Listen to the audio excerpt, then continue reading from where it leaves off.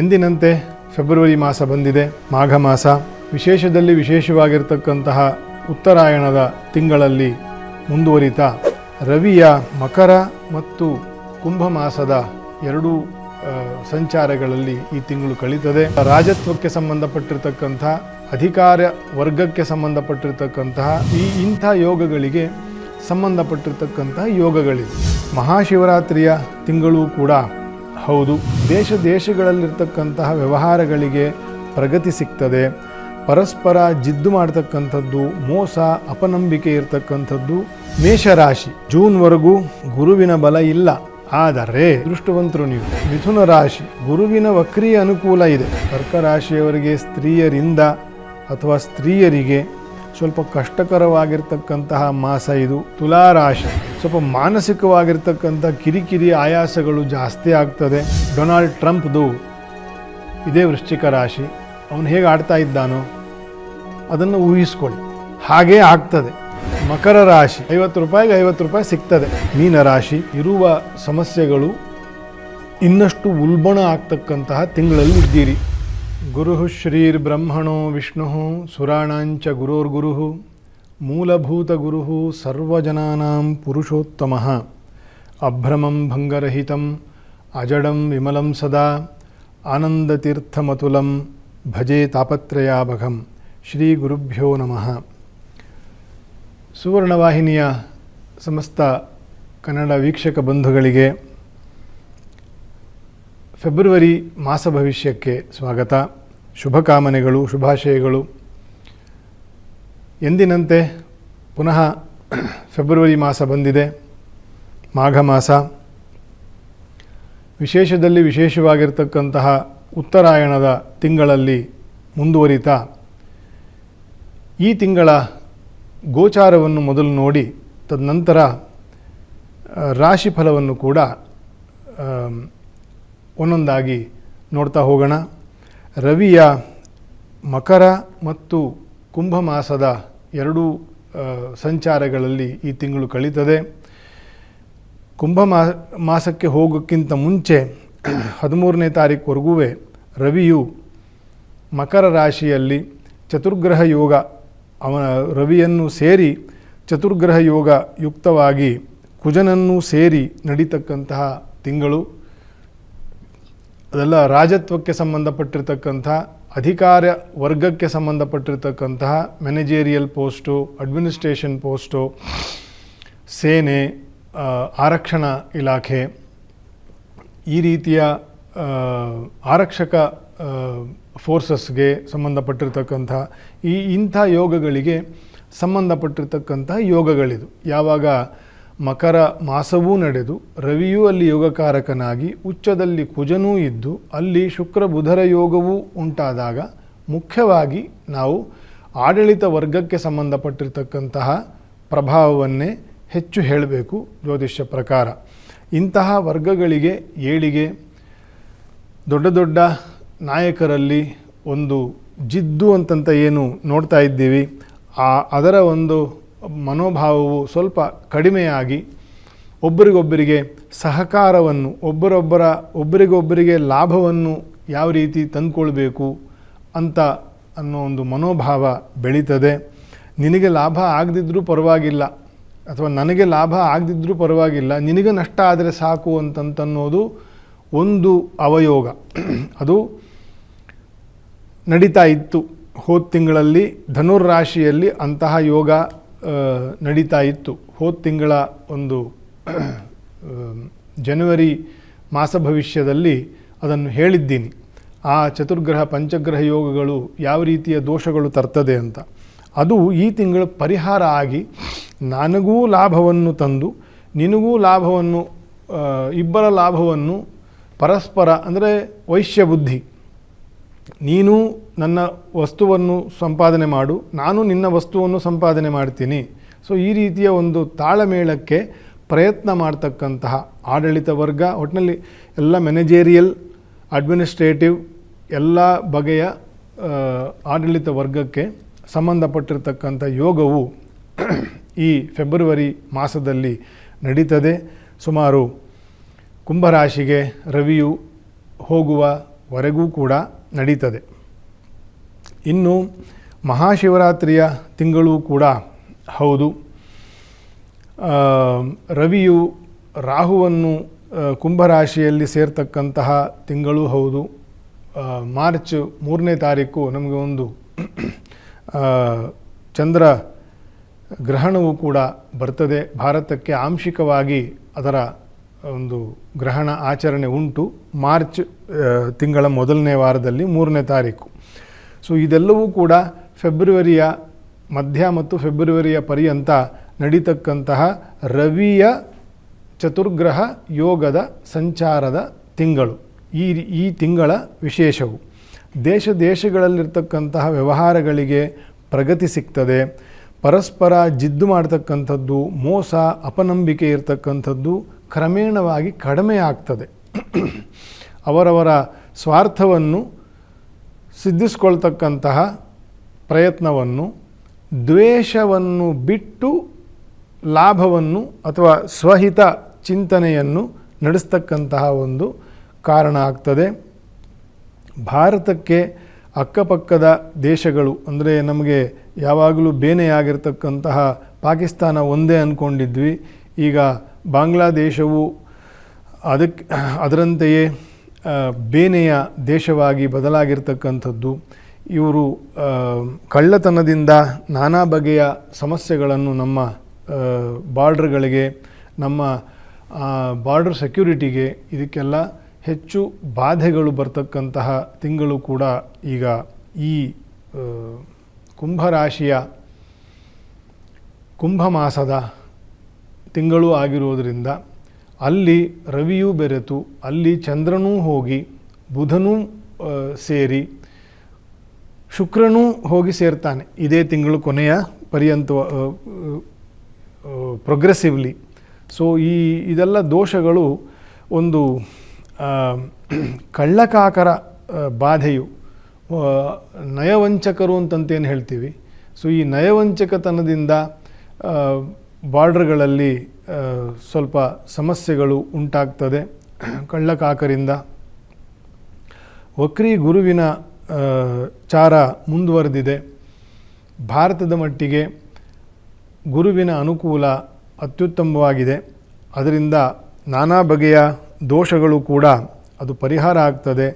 ನಾನಾ ಬಗೆಯ ವ್ಯಾಪಾರ ವ್ಯವಹಾರಗಳಿಗೆ ಏಳಿಗೆಯನ್ನು ಜನರು ಅನುಭವಿಸ್ತಕ್ಕಂತಹ ಮಾಸವೂ ಕೂಡ ವಕ್ರಿ ಗುರುವಿನ ಕುಂಭದೃಷ್ಟಿ, ಅದು ಬಹಳ ವಿಶೇಷವಾಗಿರ್ತಕ್ಕಂತಹ ಒಂದು ಯೋಗ ಮುಂದುವರೆದಿದೆ ಈ ತಿಂಗಳಿಗೆ.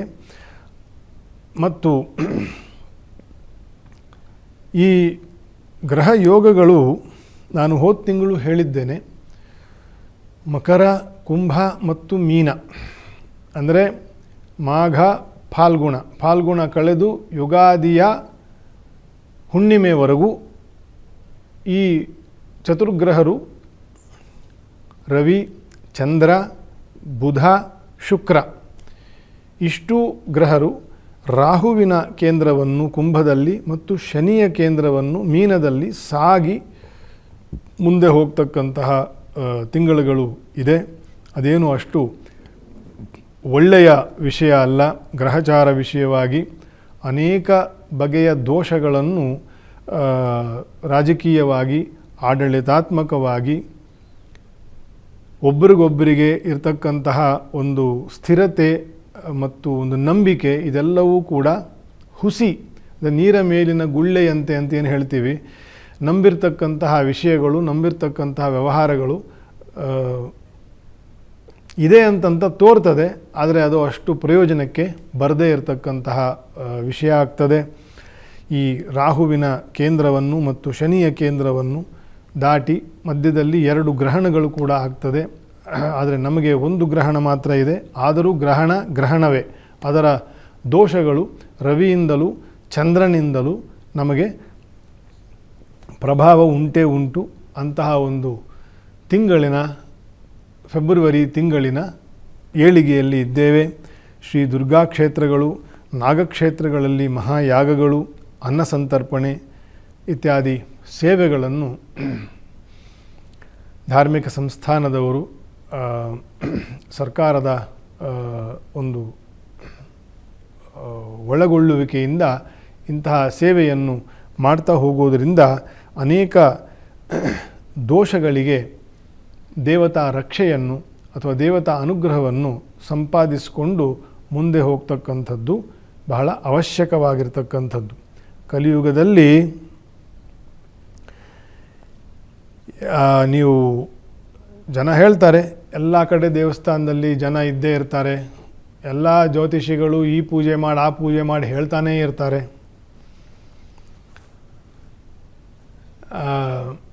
ನಾವು ಬರೀ ಪೂಜೆ ಮಾಡಿಕೊಂಡೇ ಇರೋದಾ ಅಂತನ್ನುವಷ್ಟು ಹೆಚ್ಚು ಪೂಜಾ ಪುನಸ್ಕಾರಗಳಿಗೆ ನಮ್ಮ ಧರ್ಮಶಾಸ್ತ್ರಗಳು ಪ್ರಾಶಸ್ತ್ಯವನ್ನು ಕೊಟ್ಟಿದೆ, ಹಾಗನ್ನಿಸುತ್ತೆ. ಆದರೆ ಇದು ಕಲಿಯುಗ. ಕಲಿಯುಗದಲ್ಲಿ ಕ್ರಮೇಣವಾಗಿ ಸ್ವಾರ್ಥ ಮತ್ತು ತನ್ನ ಸ್ವಹಿತ ಲಾಲಸೆಗೋಸ್ಕರ ಮಾತ್ರ ಗುರುಗಳು, ಹಿರಿಯರು, ದೇವರುಗಳು ಅಂತಂತ ಹೋಗ್ತಕ್ಕಂಥದ್ದು ಜಾಸ್ತಿ ಆಗ್ತಾ ಹೋಗುತ್ತೆ. ನಿಜವಾದ ಶ್ರದ್ಧೆ, ಭಕ್ತಿ, ಶಾಸ್ತ್ರಜ್ಞಾನದಿಂದ ಭಗವಂತನ ಆರಾಧನೆಯನ್ನು ಮಾಡ್ತಕ್ಕಂಥದ್ದು ಬಹಳ ಕಡಿಮೆ ಆಗ್ತಾ ಹೋಗ್ತದೆ ಕಲಿಯುಗದಲ್ಲಿ.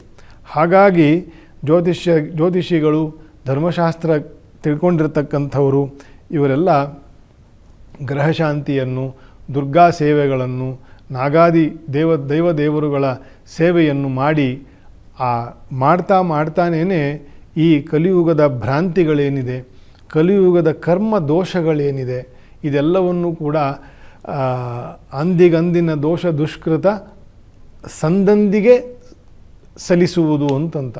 ಅದು ಆಗ್ತಾನೇ ಹೇಗೆ ಕೈಕಾಲು ಗಲೀಜು ಆಗ್ತಾ ಇರ್ತದೆ, ಕೆಲಸ ಮಾಡ್ತಾ ಇರ್ತೀವಿ, ಮತ್ತೆ ಕೈಕಾಲು ತೊಳ್ಕೊಂಡು ಮತ್ತೆ ಕೆಲಸ ಮಾಡೋದು ಹೇಗಿದೆಯೋ ಹಾಗೆ ಕಲಿಯುಗದಲ್ಲಿ ದೇವರುಗಳ ಸೇವೆಯನ್ನು ಮಾಡ್ತಾ ಇರಬೇಕು.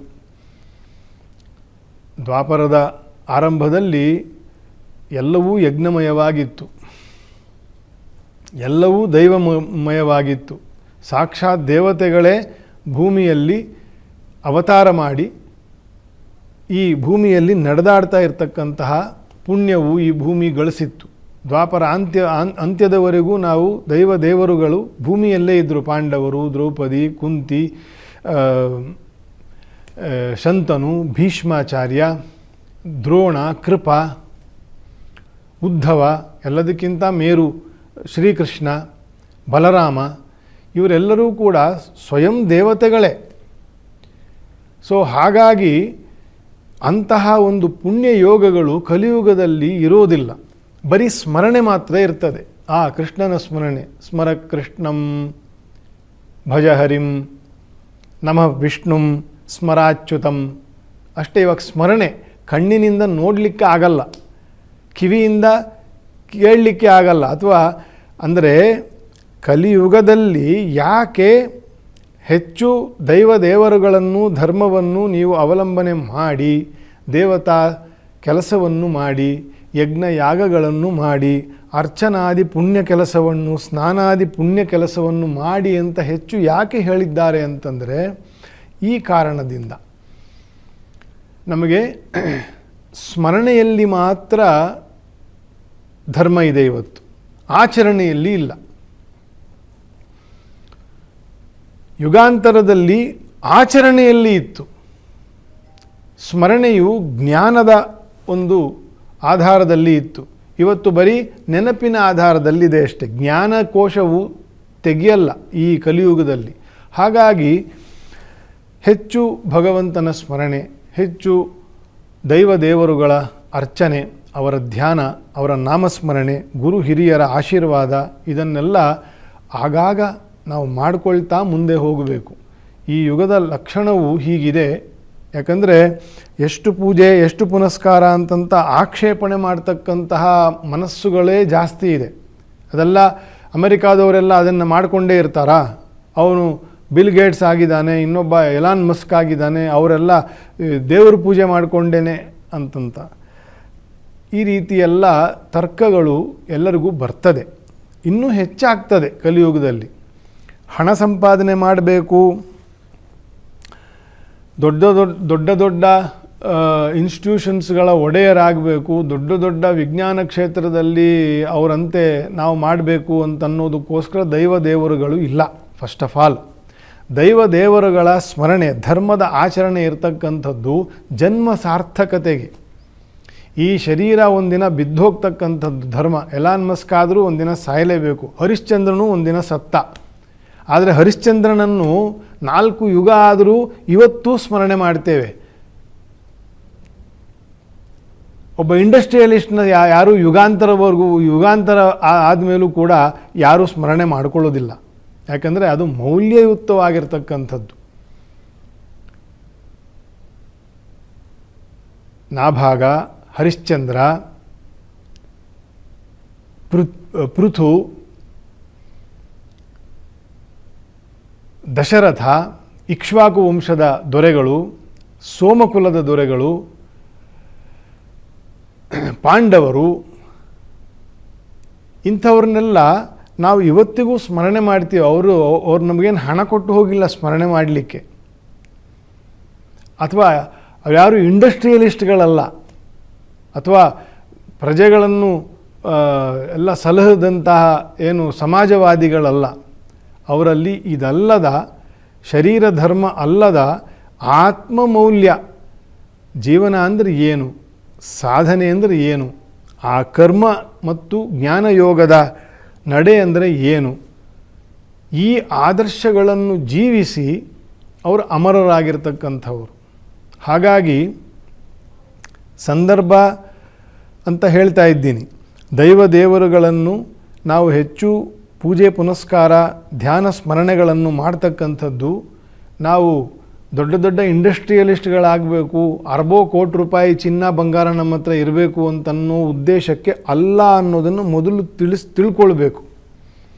ನಮ್ಮಲ್ಲಿರ್ತಕ್ಕಂಥ ಆಧ್ಯಾತ್ಮಿಕ ಜ್ಞಾನ, ಕ್ಷಾತ್ರಜ್ಞಾನ ಇದು ಬೆಳಿಬೇಕು. ಅದು ದೈವ ದೇವರುಗಳ ಉಪಾಸನೆಯಿಂದ ಬರ್ತಕ್ಕಂಥದ್ದು. ಅದು ನಮ್ಮೊಂದಿಗೆ ಈ ಶರೀರ ಬಿದ್ದು ಹೋದ ಮೇಲೂ ಕೂಡ ನಮ್ಮೊಂದಿಗೆ ಬರ್ತಕ್ಕಂಥದ್ದು. ಹಾಗಾಗಿ ನಿಮ್ಮ ಆ ರೀತಿಯ ಜಿಜ್ಞಾಸೆ ಅಥವಾ ಫ್ರಸ್ಟ್ರೇಷನ್ಗಳಿಗೆ ಇದು ಸೂಕ್ತವಾಗಿರ್ತಕ್ಕಂಥ ಉತ್ತರ ಅಂತಂತ ಭಾವಿಸಿ ಹೇಳಿದ್ದೇನೆ. ಆದಷ್ಟು ಯುಗಾದಿಯ ಪರ್ವದ ಹುಣ್ಣಿಮೆಯವರೆಗೂ ಮಕರ, ಕುಂಭ, ಮೀನ, ಮೇಷ, ವೃಶ್ಚಿಕ ಅಥವಾ ವೃಶ್ಚಿಕ, ಮಕರ, ಕುಂಭ, ಮೀನ, ಮೇಷ ಇಷ್ಟೂ ರಾಶಿಯವರು ಆದಷ್ಟು ಸ್ವಲ್ಪ ಸಹನೆ, 10 ಮಾತಿಗೆ ಒಂದೇ ಮಾತು ಬಳಸ್ತಕ್ಕಂಥದ್ದು, ಖರ್ಚಿನಲ್ಲಿ ಹಿಡಿತಾ ಇರತಕ್ಕಂಥದ್ದು, ಪ್ರಯಾಣದಲ್ಲಿ 2 ವೀಲರ್ ಇರಬಹುದು, ಕಾರ್ ಇರಬಹುದು, ಟ್ರೆಕ್ಕಿಂಗ್ ಇರಬಹುದು, ಅಲ್ಲಿ ಇಲ್ಲಿ ಆದಷ್ಟು ಜಾಗ್ರತೆ ವಹಿಸ್ತಕ್ಕಂಥದ್ದು, ಸಾವು ನೋವುಗಳು, ಕಷ್ಟ ನಷ್ಟಗಳು ಹೆಚ್ಚು ಆಗ್ತಕ್ಕಂತಹ ಗ್ರಹಚಾರಗಳು ಈ 5 ರಾಶಿಯವರಿಗೆ ಸ್ವಲ್ಪ ಹೆಚ್ಚು ಇರ್ತದೆ. ಸೊ ಆದಷ್ಟು ದುರ್ಗಾದೇವಿಯನ್ನು, ನಾಗಕ್ಷೇತ್ರಗಳಲ್ಲಿ ಸುಬ್ರಹ್ಮಣ್ಯ ದೇವರನ್ನು, ಲಕ್ಷ್ಮೀ ನರಸಿಂಹದೇವರನ್ನು ದರ್ಶನ ಮಾಡ್ತಕ್ಕಂಥದ್ದು, ಪ್ರದಕ್ಷಿಣಾ ನಮಸ್ಕಾರ ಮಾಡಿ ಪ್ರಾರ್ಥನೆ ಮಾಡ್ತಕ್ಕಂಥದ್ದು, ಇದೆಲ್ಲವನ್ನು ಕೂಡ ಭಕ್ತಿಯಿಂದ ಶ್ರದ್ಧೆಯಿಂದ ಮಾಡ್ತಾ, ದೇವತಾ ರಕ್ಷೆ ಇದ್ದರೆ 4 ದಿನ ನಾವು ನಂತರ ಏನು ಬೇಕಾದರೂ ಸಂಪಾದನೆ ಮಾಡಬಹುದು. ದೇವತಾ ರಕ್ಷೆಯೇ ಇಲ್ಲದೆ ಹೋದರೆ ಇರ್ತಕ್ಕಂಥ ಸಂಪಾದನೆಯು ನಮ್ಮ ಕಣ್ಣು ಮುಂದೆಯೇ ನೀರಾಗಿ ಹೋಗ್ತದೆ. ಏನೇನೋ ಕಾರಣದಿಂದ ನಮ್ಮ ಕೈಲಿ ತಡೆಯೋಕ್ಕಾಗಲ್ಲ. ಹಾಗಾಗಿ ಸಂಕೀರ್ತ್ಯ ನಾರಾಯಣ ಶಬ್ದ ಮಾತ್ರಂ ವಿಮುಕ್ತ ದುಃಖಾ ಸುಖಿನೋ ಭವಂತು ಅನುಬ್ರುವಂತು. ನಾರಾಯಣನ, ಲಕ್ಷ್ಮೀನಾರಾಯಣನ ಹರಿನಾಮ ಸ್ಮರಣೆಯ ಒಂದು ಮಹತ್ವ ಭಾಗವತದಲ್ಲಿ ಹೇಳಿರ್ತಕ್ಕಂಥದ್ದು. ಅಂತೆಯೇ ದೈವ ದೇವರುಗಳು ಇವರ ಆರಾಧನೆಯನ್ನು ಮಾಡ್ತಾ ಆ ಪುಣ್ಯ ಸಾಧನೆಯನ್ನು ವಿಮುಕ್ತ ದುಃಖ ಎಲ್ಲ ಬಗೆಯ ದುಃಖದಿಂದ ವಿಮುಕ್ತರಾಗ್ತಕ್ಕಂತಹ ಸುಖಿನೋ ಭವಂತು, ಎಲ್ಲ ಬಗೆಯ ಸುಖವನ್ನು ಅನುಗ್ರಹ ಮಾಡ್ತಕ್ಕಂತಹ ದೈವ ದೇವರುಗಳ ಆರಾಧನೆಯನ್ನು ವಿಶೇಷವಾಗಿ ಮಾಡ್ತಾ ಜನ್ಮವನ್ನು ಸಾರ್ಥಕಪಡಿಸ್ಕೊಳ್ಬೇಕು ಅಂತಕ್ಕಂಥದ್ದು ಒಟ್ಟಾರೆಯ ಒಂದು ಅಭಿಪ್ರಾಯ. ಇದು ಬರೀ ಮಾಸ ಭವಿಷ್ಯವೇ ನಿಮಿತ್ತ ಬಳಸಿಕೊಂಡು ಓವರಾಲ್ ಅದರ ಆಶಯವನ್ನು ನಾನು ಒಂದು ಜಿಜ್ಞಾಸೆಯ ಉತ್ತರವನ್ನು ಕೂಡ ಇದಕ್ಕೋಸ್ಕರ ಅಂತಂತ ಹೇಳಿದ್ದೀನಿ. ಮುಂದೆ ಫೆಬ್ರವರಿ ಮಾಸ ಭವಿಷ್ಯದ ರಾಶಿ ಫಲವನ್ನು ನೋಡ್ತಾ ಹೋಗೋಣ.